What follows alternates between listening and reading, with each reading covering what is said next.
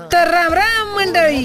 लहानपणी असे सगळ्यांचेच पुढून दोन उरलेले असतील. काही जणांना उंदीर म्हणायचो तर काही जणांना साप. लहानपण देगा देवा मुंगी साखरेचा रावा. पुन्हा पुन्हा येत नाही असा बळकापणा म्हातारपणाशिवाय.